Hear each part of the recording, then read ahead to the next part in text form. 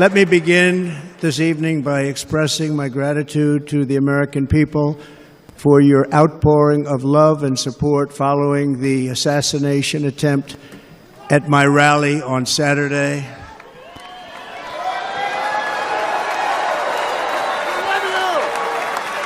As you already know, the assassin's bullet came within a quarter of an inch of taking my life.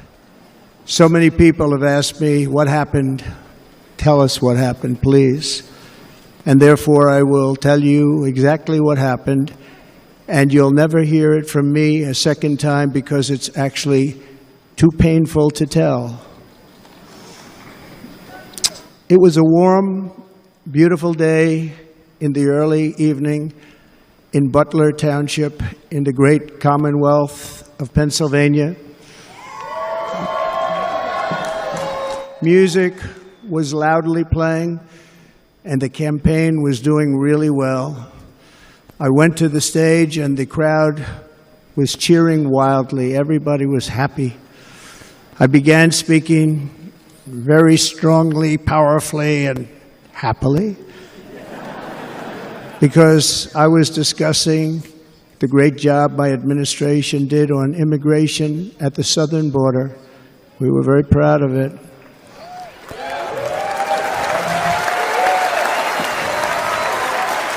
Behind me and to the right was a large screen that was displaying a chart of border crossings under my leadership. The numbers were absolutely amazing. In order to see the chart, I started to, like this, turn to my right and was ready to begin a little bit further turn, which I'm very lucky I didn't do, when I heard a loud whizzing sound and felt something hit me really, really hard on my right ear. I said to myself, wow, what was that? It can only be a bullet. And moved my right hand to my ear, brought it down.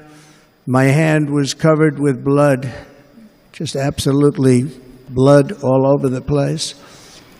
I immediately knew it was very serious, that we were under attack, and in one movement proceeded to drop to the ground.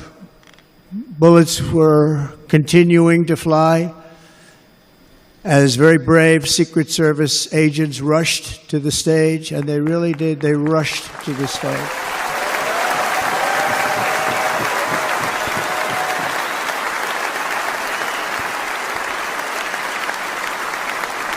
These are great people, at great risk, I will tell you, and pounced on top of me so that I would be protected.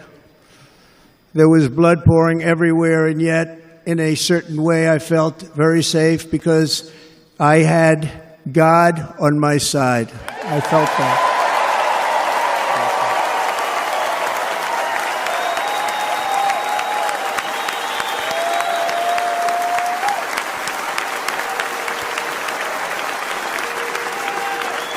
The amazing thing is that prior to the shot, if I had not moved my head at that very last instant, the assassin's bullet would have perfectly hit its mark, and I would not be here tonight. We would not be together.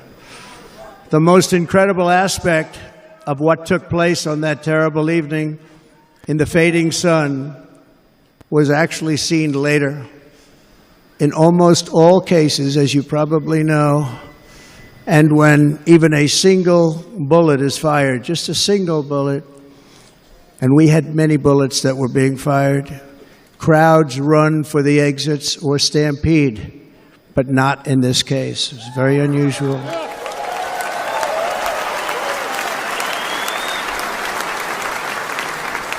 This massive crowd of tens of thousands of people stood by and didn't move an inch.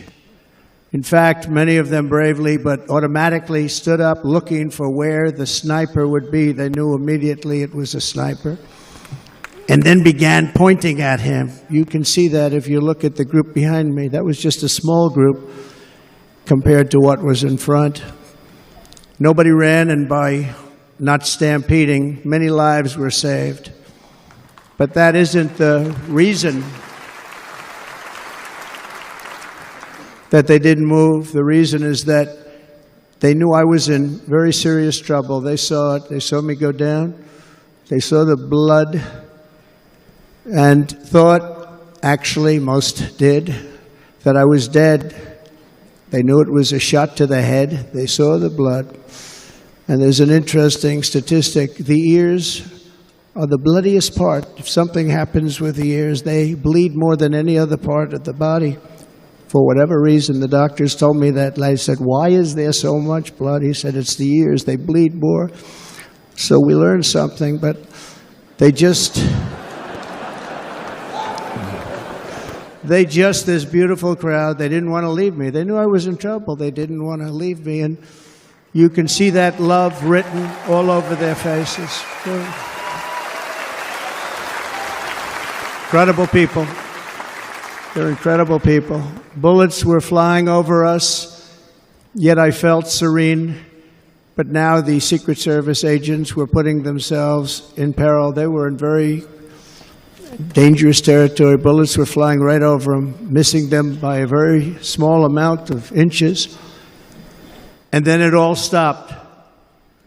Our Secret Service sniper, from a much greater distance and with only one bullet used, took the assassin's life, took him out.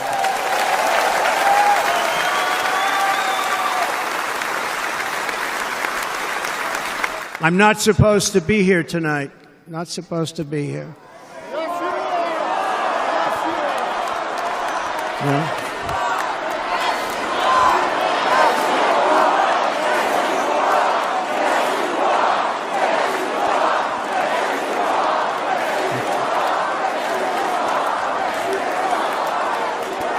Thank you. But I'm not. And I'll tell you, I stand before you in this arena only by the grace of Almighty God.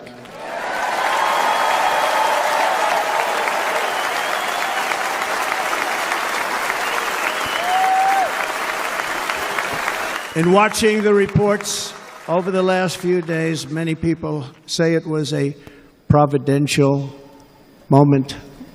Probably was. When I rose, surrounded by Secret Service, the crowd was confused because they thought I was dead, and there was great, great sorrow. I could see that on their faces as I looked out. They didn't know I was looking out. They thought it was over.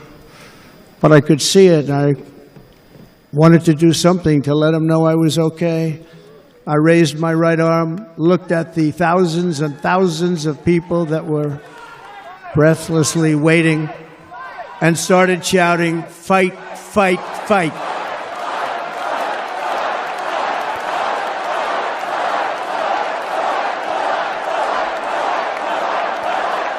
Thank you. Once my clenched fist went up, and it was high into the air. You've all seen that. The crowd realized I was okay and roared with pride for our country like no crowd I have ever heard before. Never heard anything like it. For the rest of my life, I will be grateful for the love shown by that giant audience of patriots that stood bravely on that fateful evening in Pennsylvania.